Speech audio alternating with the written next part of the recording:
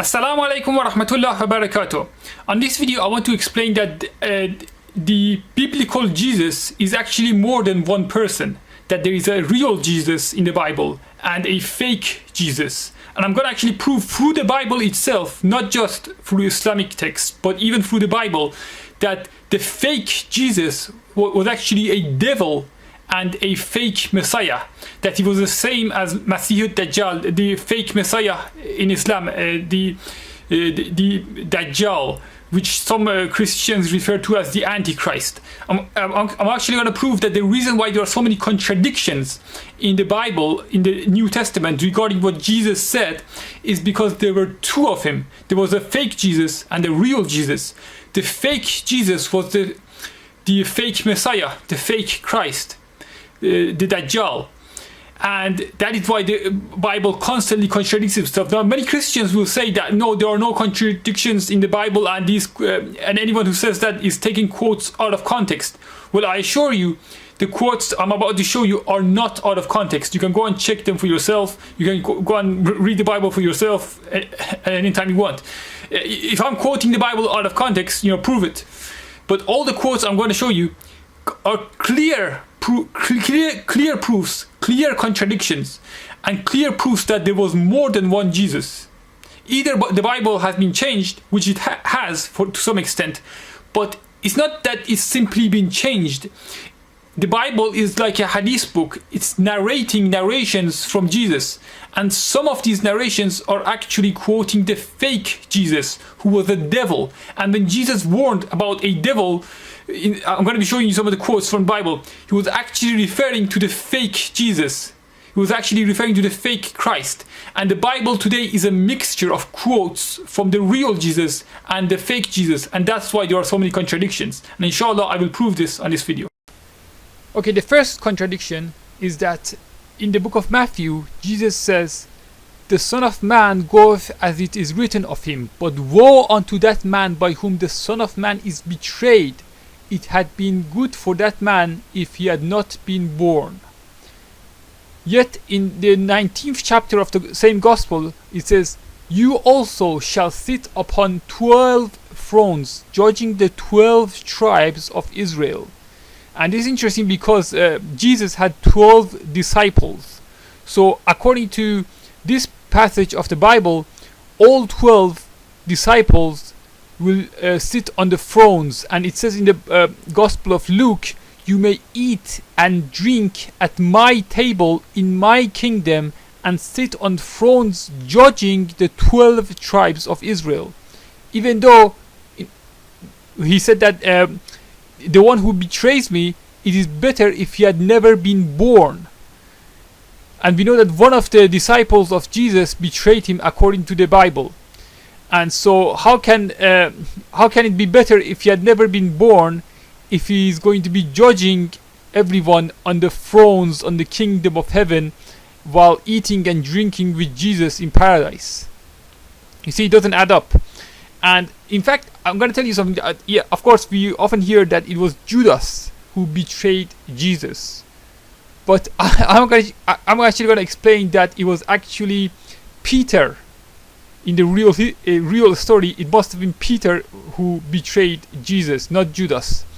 I'm going to prove it, but before I do that, I just want to say that the reason why the fake Jesus, who was the Dajjal, who was a devil, this devil said that all 12 of the disciples will be upon the thrones judging the 12 tribes of Israel, is because this devil, this shaitan, this fake Jesus, what he was trying to do was that he was trying to cover for himself. You see, I believe that the disciple who betrayed Jesus was in fact the fake Jesus. He was the fake Messiah. He was the Dajjal. He was the devil that Jesus warned about. And I'm going to prove it. But before I do that, I want to say that the reason why this devil, this fake Jesus, said that all 12 disciples will be sitting on the thrones is that he was trying to cover for himself. He was trying to cover his own back.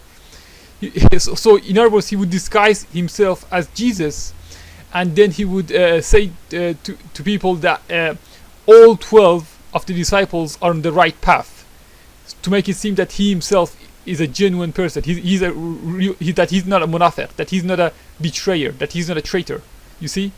So that's why he said this. That's why he said that all the 12 disciples will be sitting on the thrones. So that's how we know that the second quote, the quote on that you see on the right, that's actually the words of the fake Messiah, the fake Jesus. So here's the proof from the Gospel of John, where it says that Jesus answered them, "Have not I chosen you 12, and one of you is a devil?" So Jesus said that one of his disciples was a devil. He was a shaitan. Okay? And it's often assumed that this is referring to Judas. But I'm going to actually prove to you that it's actually Peter, not Judas. So here we see in the Gospel of Matthew that Jesus turned and said to Peter, "Get behind me, Satan. You are a stumbling block." And in some translations, instead of Satan, it says adversary, which is the Hebrew word for Satan or shaitan. So Jesus literally called Peter Satan. Yet we often assume that it was Judas who betrayed Jesus, that Judas was a devil, that when Jesus said one of you is a devil, he was referring to Judas. But it clearly says here that it was Peter. And the reason why Christians, you don't hear any Christians saying that it was Peter, is because later the Bible contradicts itself, and it says that Jesus praised Peter and gave him the keys to the kingdom of heaven. Okay? So there's a contradiction. But of course that's because there were two messiahs. There was a fake Messiah and a real Messiah. There was a real Jesus and a fake Jesus. And I actually believe that the fake Jesus was Peter himself. I believe that it was him. And he actually tried to cover up the fact that he was a devil, that he was a traitor, that he was a deceiver, by saying that all 12 of the disciples will be judging people on the thrones. And they will all go to heaven. All 12 of the disciples will go to heaven. Whereas the real Jesus has said that one of the 12 is a devil. And there's another contradiction again between what Peter said and what Jesus said. I mean, what the fake Jesus, who was actually Peter, who was actually Dajjal, said, and what Jesus said. So it says in the Gospel of Luke, "But he who disowns me before men will be disowned before the angels of God." And notice here that Jesus says the angels of God. He doesn't say my angels. He says the angels of God, which shows that Jesus didn't believe that he was God. And this is the real Jesus. This is the real Isa alayhi salam. So Isa, the real Jesus, said, "But he who disowns me before men will be disowned before the angels of God."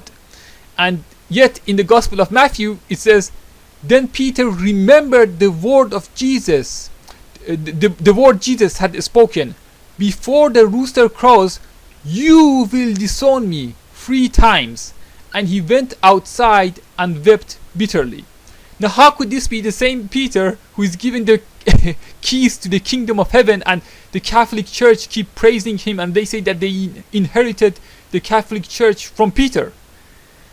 Peter was Satan. Peter was disowned by Jesus before the angels of God. Okay? And you might say, okay, so why does the Bible say that, and he went outside and he wept bitterly?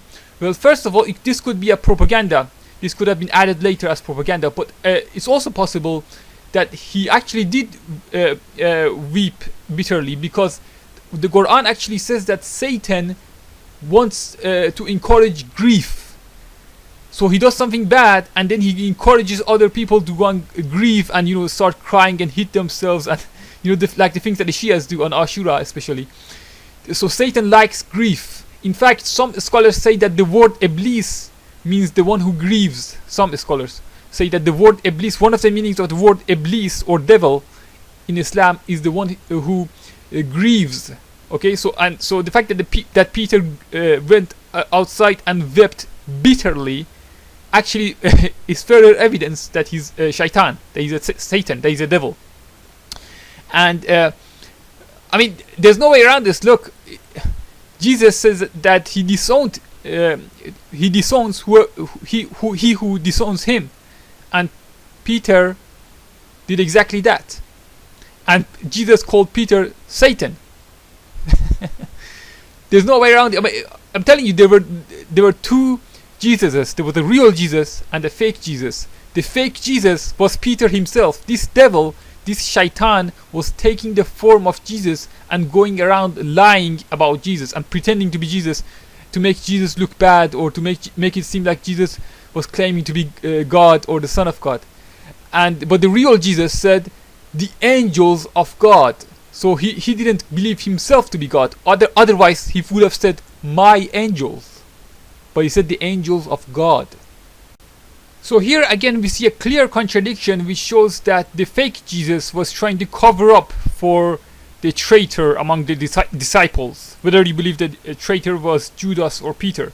Because we see in the chapter 17 of the Gospel of John, it says, while I was with them, I was keeping them in your name which you have given me, and I guarded them, and not one of them perished except the son of perdition. So here it's mentioning the traitor. It's mentioning that one of the disciples was a traitor. It says that there is an exception. But in chapter 18 of the Gospel of John, the same Gospel, it says, of those whom you have given me, I lost not one. Now here's a quote from the Bible that's actually not attributed to Jesus, but it's in the New Testament, so it's most likely quoted from Jesus. It's because many of the things that we find in the New Testament that are the writings of other people are inspired or quoted from the real sayings of Jesus. So it's in the New Testament, so it's very likely that originally these were the words of Jesus. But in any case, it's in the Bible and it's in the New Testament, and he says, the love unfeigned, abhorring the evil, cleaving to the good, in the love of brethren. Yet in the Gospel of Matthew it says, love your enemies and pray for those who persecute you. Now this is clearly the part of the ideology of the Yahudis, the Yahudi secret societies, who keep wanting to love evil and to combine good with evil, and they say good people have to love evil people, and they want to separate good people from each other and make us love evil people instead. And they want good people to marry evil people, good people to join evil groups, and they want to corrupt us basically. But notice that the book of Romans says that you must hate evil, abhor or hate the evil. And this passage, I've quoted this from Young's literal translation. And the reason why I've done this is that many of the translations of the Bible mistranslate this passage from the book of Romans. And they try to say that it's saying that you have to hate evil actions, not evil people. But that's not what the book of Romans says in the actual Greek. And in the best English translation, in the most accurate literal English translation from the Greek, it says, abhorring the evil. It doesn't say evil actions, it says the evil. So that means evil people, evil actions, anything that's evil. Okay? So it's not just saying that you must hate evil actions, but it says you must hate evil as a whole. There's no exception. So it contradicts the Gospel of Matthew, which says, love your enemies and pray for those who persecute you. And it also says in the book of Isaiah as well that you must hate evil. Okay? So what he says in the book of Romans also agrees with what he says in the book of Isaiah. And the reason why I believe these were the original teachings of Jesus or Isa alayhi salam is that in the Quran, in the book of Allah, in Islam, in the Quran, it says, you shall not find a people who believe in Allah and the last day loving those who act in opposition to Allah and His Messenger, even though they were their own fathers or their sons or their brothers or their kinsfolk. These are they into whose hearts He, meaning Allah, has impressed faith, and whom He has strengthened with an inspiration from Him. And He will cause them to enter gardens beneath which rivers flow, abiding the rain. Allah is well pleased with them, and they are well pleased with Him. These are Allah's party, Hezbollah, the real Hezbollah, not the political Zionist Shia group that defends Israel's borders in Lebanon. But these are the Hezbollah. Now surely the Hezbollah, the party of Allah, are the successful ones. So not the allies of France and Russia and Iran, but the Hezbollah are those who do not even love their own sons and fathers, even if their own family are the enemies of Allah, they do not love them.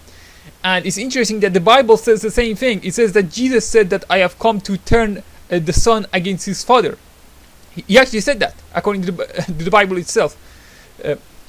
Look, it says in the Gospel of Matthew, for I have come to set a man against his father, and a daughter against her mother, and a daughter-in-law against her mother-in-law. So all these churches and fake mosques who keep saying you have to blindly obey your parents, you have to always follow your father and mother, and you have to always give in to authority, and you must always just follow, you must not think for yourself. They are saying these things to religious people, you see. They don't say this to liberal people. Liberal people have they can do whatever they want, but they control the mosques and churches and synagogues and tell us that well, the synagogues actually, Judaism actually does teach that you have to obey your parents, but the Quran and the Bible and the Gospels actually don't say this, because the fact is that your mother, your father, your son, your daughter, they can be evil people. Your sister, your brother, they can be evil people. Just because you're from the same biological family, it doesn't mean that they're good people. There are good mothers and there are bad mothers. There are good fathers and bad fathers. There are good children and bad children. So this idea that no, your father is always good, your mother is always good, that's total garbage. Okay, it's got nothing to do with the Gospels, and it's got nothing to do with the Quran. And don't love your enemy. Don't love your even if your parents are your enemy. If your parents are your enemies and the enemies of God, the enemies of Allah, if they are Satanists, if they are Freemasons, if they are part of a satanic secret society, if they are Zionists, if they are sorcerers, if they are deceivers and manipulators and liars, don't love them. Love the good. Don't waste your time with them. Go and hang out with good people. Try to find some good people. Kunu ma'as sadegin, as the Quran says. The Quran says, Kunu ma'as sadegin. Be with the truthful ones. So don't be with the people who do taqiyya, who keep lying and call it taqiyya. Don't be with those people. Be with the truthful people. Don't be with these fake Muslims who say, who repeat the same lies about the terrorist attacks and 9/11. See, anyone who repeats the propaganda of television is a liar. Okay, he's not a sadiq. The Quran says, "Kunu ma'as sadiqin." Be with the sadiqin. Be with the truthful people. Okay. So don't be with the Free Syrian Army. Don't be with the Nusra Front. Don't be with ISIS, because they are all liars. They lie about politics. They lie about world events. So don't be with any of them. Obviously, don't be with the Shias. They're the biggest liars. But don't be with ISIS. Don't be with the Nusra Front, Jabhat al-Nusra, HTS, whatever they want to call themselves this week. Don't be even with the Free Syrian Army, because they don't tell the truth either about the fake terrorist attacks and political events. Don't be with Turkey. Don't be with Saudi Arabia. They're all liars. They all lie about history and politics and religion and everything. Okay, so they are liars. And the Quran says, "Kunu ma'as sadegin." Be with the truthful people. So don't just go around loving everyone and loving every mosque and loving every church. Love the good and hate the evil, just as the Bible says, and just as the Quran says, and just as every real prophet taught. And we believe that even Musa alayhi salam, even Moses, originally taught that. Not what the Jews and the Shias and the Batini Sufis and the Saudi Salafis preach today. And again, in order to protect the enemies of Allah, the Roman occupiers, the Roman oppressors, and the evil Jews who were allied with them against Jesus, against Isa alayhi salam, we see that they also altered another one of the sayings of Jesus. Jesus, or Isa, originally said, "Don't think that I came to send peace on the earth. I didn't come to send peace, but a sword. And if you don't have a sword, sell your cloak and buy one." And yet in the Gospel of Matthew it says, "Then Jesus said to him, put your sword back in its place, for all those who take the sword will die by the sword." And there are many similar passages to all of these. I'm just giving a few examples. And it's interesting because it also says later that one of the disciples of Jesus tried to kill a Roman soldier, and Jesus told him to put away his sword, and he healed the ear of that Roman soldier, that pagan Roman soldier. And I just want to ask you, is this even true? Is it true what it says? It says, for all those who take the sword will die by the sword. Is that even a true statement? Is that even a logical statement? Do all those who take the sword die by the sword? No, there are many people who lived by the sword, who had weapons, who were soldiers, who were criminals, soldiers, warriors, mujahideen, holy warriors, whatever they were, people who had swords. They lived by the sword, but they lived until they were 90 or 80 or 90, and they died of a natural death. They got sick and died, or they died in an accident, or they died of old age. And there are many people who are innocent and who don't take part in any fighting or wars, and they get killed.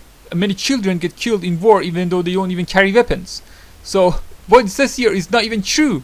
It says all those who take the sword will die by the sword. That's a lie. That's a lie. Why would Jesus say this? Jesus did not say this. Dajjal said this. Shaitan said this. Peter said this. The fake Jesus, the fake Messiah said this. You can just tell it's a lie just by the fact that it can't be true. It's an illogical, stupid thing to say, that whoever lives by the sword shall die by the sword. The Christians say this all the time, even though it's complete nonsense. It doesn't even make any sense. It's not true at all. Even a child can understand that this is not true. If you really, as the Quran says, the plan of Satan is weak. If you're deceived by these passages, then you have a weak mind. Okay, you have to be a weak-minded person to be deceived by Satan. If you're deceived, it's your own fault. You have to, now that you're hearing the truth, you have to abandon your false beliefs. Either defend your beliefs, make a video, write an article, refute me, or abandon your false beliefs, because your ideology does not make any sense whatsoever. And today the Christians believe that they must convert the whole world into Christianity, and they send Christian missionaries all around the world, especially to Muslim countries. Whenever they make war against Muslims, the governments send missionaries to Afghanistan and to Iraq and everywhere else. But compare that with the Gospel of Matthew. It says that Jesus said, "Do not go among the Gentiles or enter any town of the Samaritans. Go rather to the lost sheep of Israel." And Gentile means non-Israelites. So Christians have to focus on converting the Israelites according to the Gospel of Matthew chapter 10. But according to the Gospel of Matthew chapter 28, it says that Jesus said, "Therefore go and make disciples of all nations." And remember, he said this in the final chapter after he was, supposedly crucified. So this was definitely the words of the fake Jesus, the Dajjal. And to this day, many Jews say that the Messiah has to be a warrior, that he has to make war against the enemies of God.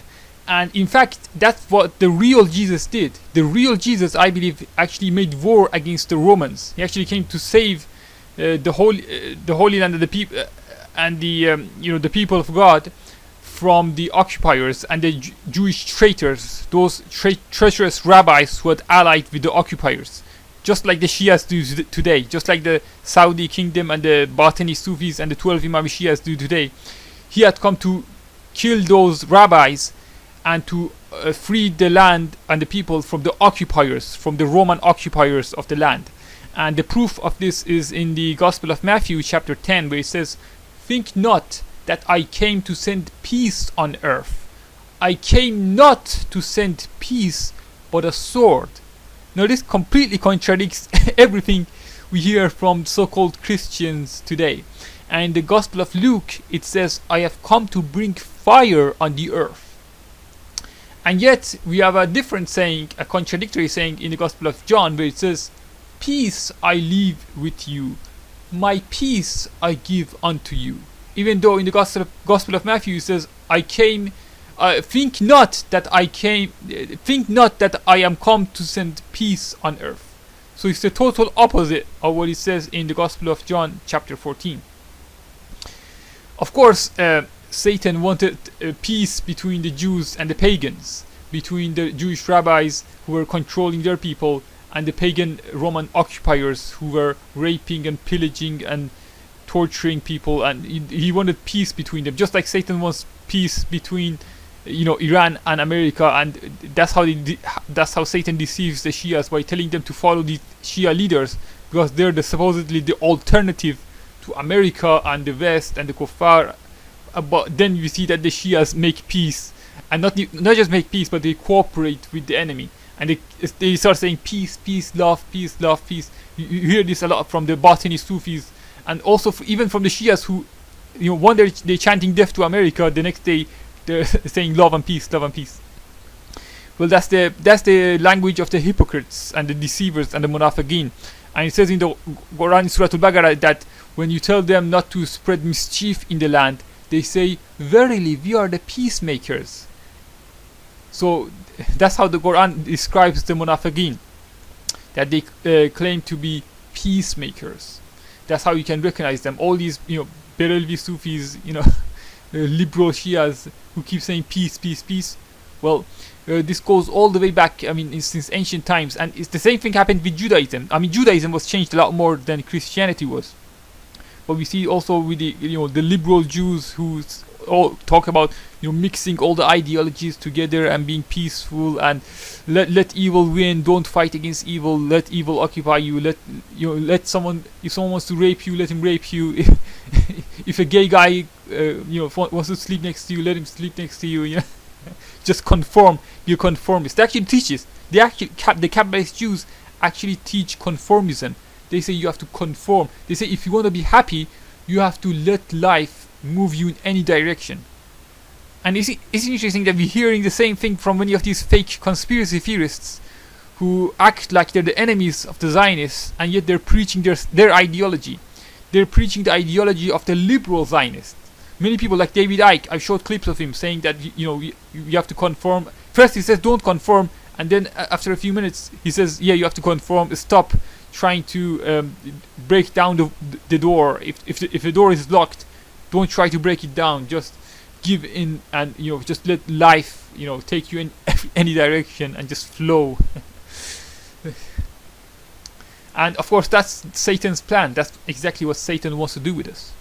You see, from this here you can clearly see that there were two different people completely contradicting each other. In the Gospel of John chapter 8 it says, if I testify on my own behalf, my testimony is valid. But in the Gospel of John chapter 5 it says, if I testify about myself, my testimony is not valid. It's a clear, obvious contradiction. And in the Gospel of John it says, I do not accept praise from men.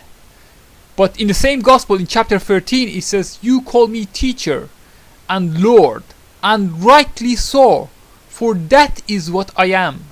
So these are obviously the words of the fake Messiah, the Dajjal, who wants to be called God. That in the Hadith, the Prophet Muhammad, peace be upon him, said that Dajjal wants to be called God. He wants to be praised, and he wants people to worship him. And so the Dajjal actually said, not Jesus, but the fake Jesus, Dajjal. He said, you call me teacher and Lord, and rightly so, for that is what I am. But the real Jesus, Isa alayhi salam, he said, but in vain they do worship me, teaching for doctrines the commandments of men. That's exactly what Christians do today. Even if you believe that the Bible is the word of God and the Bible is perfect, which obviously it isn't, Christians always teach the doctrine of men and disguise it as the doctrine of God. Always. In every country, in every culture, in ancient times, in modern times, all over the world, they make their own culture and their own made-up culture, their own laws, their own every country, every group of Christians, they make their own fake morality the law of God, and they call it Christianity. And I've seen many videos on the internet saying that why do Muslims believe that it's okay to get married before the age of 18?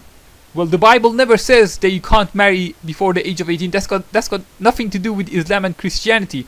That's just a modern law where in some countries they say you can marry at the age of 16, in some countries it's 14, in some countries it's 12, in some countries it's 18, and in a few countries it's actually 21 or 22.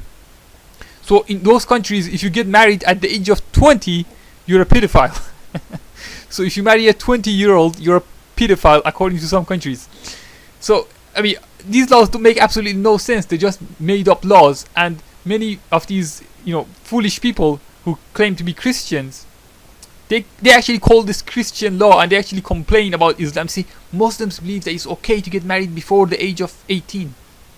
And then you go to another Christian country, they say, oh, Muslims believe it's okay to get married before the age of 16. So what? Which is the law of Christianity? 16 or 18 or 22 or 21 or 14? Which is it? It's none of them. The Bible never says anything about this. See, actually, Islam actually gave an age limit to marriage. Before Islam, in Judaism, they believe that the age of marriage is free. When a girl is 3 years old, she can get married. When a boy reaches the age of 10, he becomes a man according to Judaism, and a girl becomes a woman at the age of 3. And even before the age of 3, the Talmud says that her parents are allowed to molest her. But after the age of 3, she's now a woman, and so she can no longer be molested. She can now, she's a woman now. She can get married, and a boy can get married after the age of 10. And Islam actually says that no, Judaism is wrong. The age of marriage is 9 for girls and 15 for boys. When you're 9, you're a woman. When you're 15, you're a man. And that's when you can get married if you want to. Instead of having a girlfriend or boyfriend, you have to get married if you want to be with a boy or girl. But in the so-called Christian cultures, they say, you see that 12-year-olds, 13-year-olds, 14-year-olds, 15-year-olds, they have girlfriends and boyfriends, and they say that it's perverted to get married, but it's okay to have a girlfriend or boyfriend. And they call that Christian culture. It's got nothing to do with the Bible. It's got nothing to do with the Gospels. It's got nothing to do even with the Apocrypha, with the books that are not in the Bible, Christian books and Jewish books that are not in the Bible. It's got nothing to do with any of that. They just made up laws, exactly as it says in the Gospel of Matthew chapter 15. But in vain they do worship me. Jesus says that people. He says this about people who worship him. He says that people who worship him, their worship is in vain, teaching for doctrines the commandments of men. So they disguise the commandments of men as the doctrines of God, which is precisely what they do. It's absolutely true. And he also said, I do not accept praise from men. So all these people in churches who go there every Sunday or every Saturday praising Jesus. Look what he says here. I do not accept praise from men. Now what people need to understand is that the Yahud, which we call Jews today, but the correct term is Yahud. The Quran calls them Yahud. The Hadith refers to them as the Yahud, and there's Yahud and there's Allazina Hadu. The Yahud are the Jewish secret society. They are the Kabbalist Jews. They are what you might call the Jewish Illuminati or the Jewish Freemasons or whatever.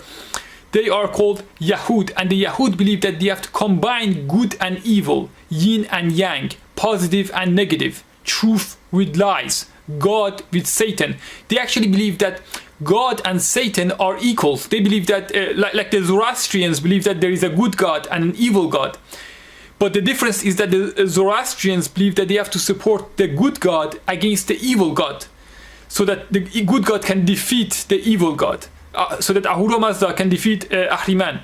And there was a sect of Zoroastrians who believed that the real God is Zurwan, which means time, which is a God who is neutral, who's neither good nor evil, but that they must side with the good God to defeat the evil God. There were two lesser gods, a good one and an evil one, and they believe that they have to support the good one. Now the Yahud believe in a similar thing, except that they believe that they have to unite the good God and the evil God, and that they must frustrate the plans of the good God so that he will conform, so that he will say, okay, I'll give up.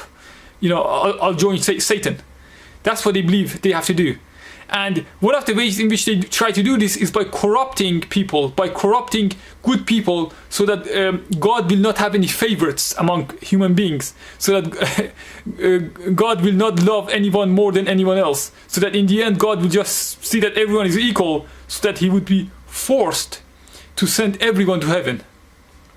So that he will not distinguish between good people and bad people. So that if they can make everyone sin, then God cannot distinguish between Iblis and the Mu'minin. They will all be equal. All the best people and the worst people, the devils, everyone will be equal. And that is their plan. And that is why they promote so many bad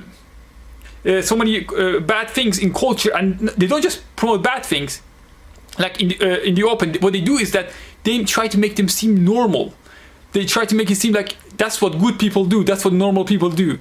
And for example, in the West, in Europe, ever since these people took over Europe by taking over the money, by creating the banking system, these Yahudis created a system where like it's normal now to have a girlfriend or a boyfriend.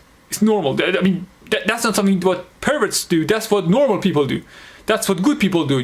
Good Christians are supposed to have a girlfriend or boyfriend, and after they impregnate one of the girlfriends, they're supposed to marry her. That's a Christian marriage now.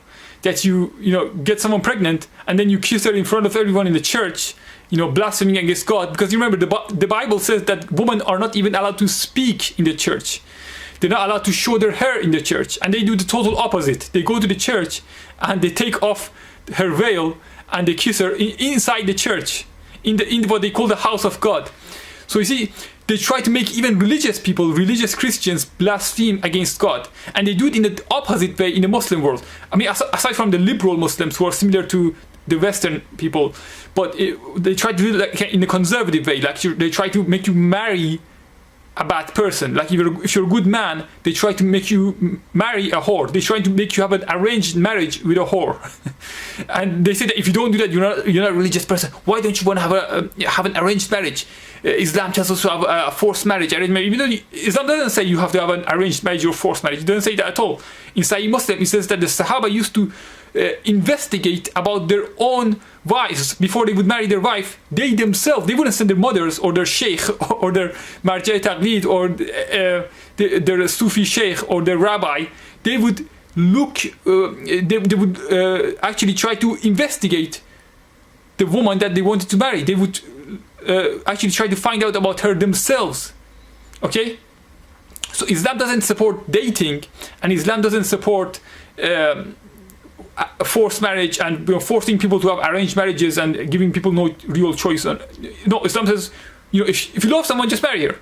Instead of fornicating with her, instead of going on dates with her and fornicating and doing bad sinning with her, just marry her. Simple.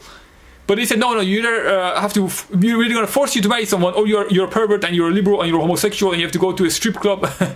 They give you these two choices, and that's why you see that many of the Muslim communities in the West, they're either very liberal or they're very extremist. And the extremist ones, they're not extremist in a political sense. They're not, they don't want to fight against Israel or anything. They never touch Israel. They're extremists in a social sense. And that's also part of the Yahudi agenda, to make us become either socially extremist or liberal perverts.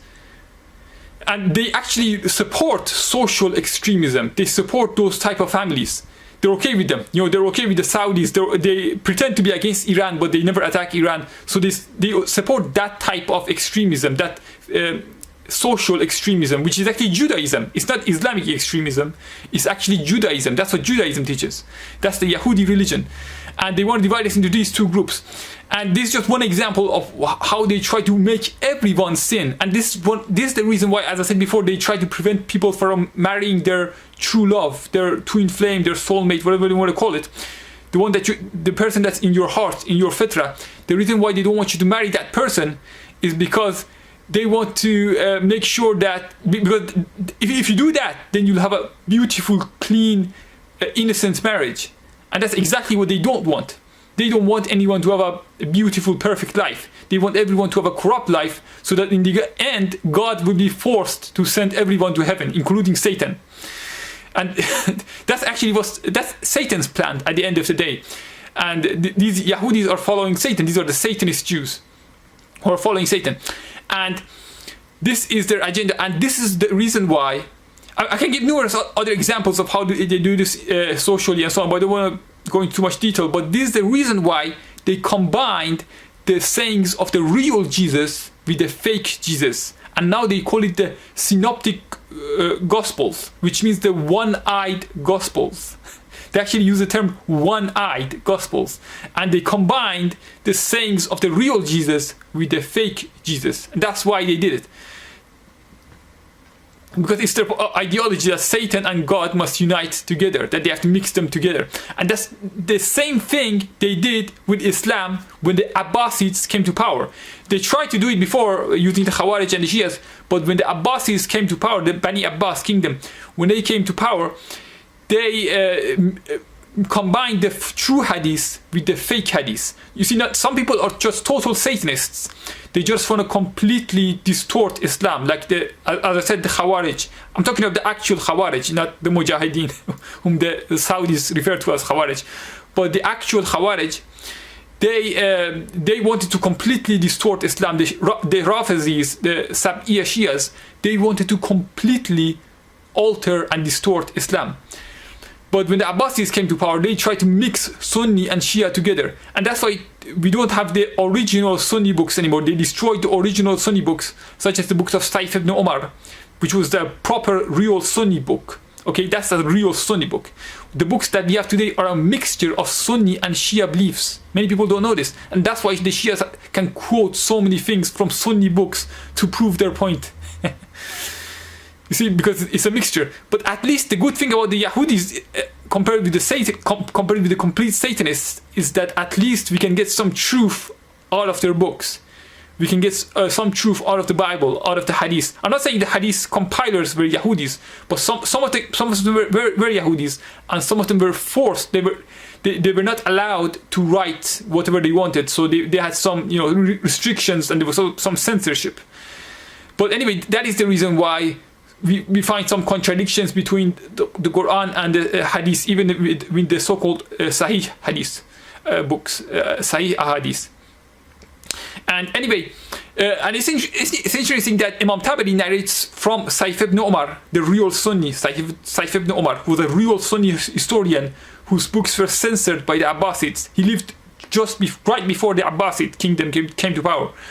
And he wrote a large history book and used to narrate hadith, and his books were censored. But Imam Tabari later narrated his narrations in his books. And it's interesting that one of the narrations that Imam Tabari narrates from Saif ibn Umar is that there was and this is actually very interesting, this is not narrated by anyone else, it's only narrated from Saif ibn Umar. And he narrated that there was a false prophet living in Yemen at the same time as the Prophet Muhammad sallallahu alaihi wasallam wa ahl baytih. And he died at the same time. He died on the night, right on the night before the Prophet passed away. This false prophet was called Aswad. Aswad died on the night before the Prophet Muhammad, peace be upon him, passed away. So right as the Prophet, so at the same time, they died at the same time. The Prophet and this false prophet in Yemen died at the same time. And this is what I mean when I say that Shaitan wants to imitate the Fitra. There was a fake prophet and a real prophet, and the fake prophet was copying the real prophet. You see? And that is also why you see Imran Hussein copying my book. And you see many of the Shias copying, many people on the internet, copying real people. It's because that's what they do. That's what they've been doing for a long time. And that's what the fake Jesus, which is actually Dajjal, that's what he was trying to do. He was copying the real Jesus, and then he was mixing his words with lies and deceptions. And that's why people confused the real Jesus with the fake Jesus. And the Yahud knew what was going on, but they supported this. They actually wanted to combine them. So the Shayateen, they wanted to replace the real Jesus with the fake Jesus. And the Yahud wanted to combine the fake Jesus with the real Jesus. And that's why if you look at the Catholic priests now, they wear Jewish hats because they are Yahudis. The Catholic Church is controlled by Yahudis from the very beginning, and this is the reason why the only person who narrates that there was a false prophet called Aswad who died at the same time as Prophet Muhammad, peace be upon him, was Saif ibn Umar, whose books were censored. And no one else, none of these other scholars, even the really big hadith books, some books, some people might say, well, maybe it's because Saif ibn Umar, they didn't consider him to be an authentic narrator. So that's why they wouldn't narrate his narrations. But even when you look at the biggest hadith books, like Sunan al-Kubra, books that narrate numerous weak narrations, zaif narrations, even when you look at those books, large compilations of hadith that narrate a lot of munkar and maudu and zaif narrations, even those books do not narrate this story about Aswad. Only Saif ibn Umar narrated this. I mean, that's the only narration that we have today about this. And remember, Saif ibn Umar's book was older history books and hadith books that we have today. So that was the original history of Islam that they tried to censor. Now, why did they try to censor it? I'm telling you, a lot of the hadiths that we have in our books today are actually not the sayings of the Prophet Muhammad sallallahu alaihi wasallam. They are the narrations of Aswad. They are the narrations of that false prophet who lived in Yemen. And think about it. Where did the first Shia sect appear from? Yemen. Where was Abdullah ibn Saba, also known as Abdullah ibn Wahab Sabai? Where did he come from? He came from Yemen. And his followers also came from Yemen. The first Shia sect, who were known as the Sab'iyya Shias, they came from Yemen. They were not the followers of Prophet Muhammad sallallahu alaihi wasallam. They were munafiqeen. They were pretending to be Muslims, but they were secretly following this false prophet. You see, so these were the Satanist Shias, Satanist Yahudis, and they wanted to combine the two together. So that's why they joined the Muslims, to combine the religion of Aswad with Muhammad sallallahu alaihi wasallam. And Ali ibn Abi Talib realized this, and he exiled their leader to Iraq. And when he got exiled and he got exposed that he was not a real follower of Ali, that he used to say, I'm a Shia of Ali, Shia of Ali. That's what the Shia say to this day. When he got exposed, he created the Khawarij sect, the total opposite, which is exactly what the Shias have done today in Syria, the Nusra Front. When we refused to be deceived by them, they created a fake opposition. And that's what Abdullah ibn Wahab Sabai did. He created a fake opposition to Shiism, known as the Khawarij. And who now hate Ali, and while the Shias worship Ali, even though the Shias pretend like they don't worship him, but they pray to him, which is worship. Anyway, so they did the same thing. You see? And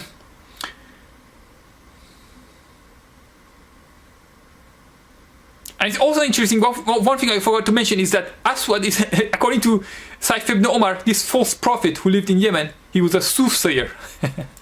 So that's also interesting because it relates to all this soothsayer conspiracy stuff videos that I keep talking about on my videos. He was a soothsayer, this false prophet. And so if you see a prophecy in Islamic books that's not accurate, it could be from this guy, because soothsaying prophecies are not accurate. And in fact, the Shias admit that the prophecies in their books, I'm not saying all the prophecies in Shia books are false, but they admit that their prophecies are not accurate, because they believe that fate can change. That's the excuse that the Shias use. They say that fate can change. Fate can be altered, and they don't believe in the concept of predestination that the Sunni Muslims believe in, that the Quran teaches. The Quran and the Sunnis believe that everything is predestined by Allah and the pen has dried, meaning that nothing can change it. But the Shias believe that things can change, and in fact they actually believe that there is no real fate, that fate is simply God's plan, that it could happen, it may not happen. So they don't really believe in fate, just like the Illuminati, just like many of these Hollywood movies, like Terminator 2, and I've showed some examples on my past videos. They also believe that fate doesn't really exist. For example, Mullah Sadra, one of their most revered Shia Sufis, he combined Shiism with Sufism. He said fate simply means that you can't do things that are impossible. He said, for example, fate means that you can't fly without wings. He said that's what fate means. Even though the Quran says fate means that when Allah wants you to die at a certain place at a certain time, it will definitely happen. But the Shia say no, fate simply means that you can't fly without wings. So they don't really believe in fate. And the hadith says that the followers of Dajjal do not believe in fate. And refers to them as Shi'atul Dajjal. And in Sunan Ibn Majah it says, in Sunan Ibn Majah it says they are those who deny fate. And we know that the Yahud will follow Dajjal, the Yahud of Iran, the Yahud of Persia, the Yahud of Isfahan, they will follow Dajjal. See, it all makes sense, it all fits in together.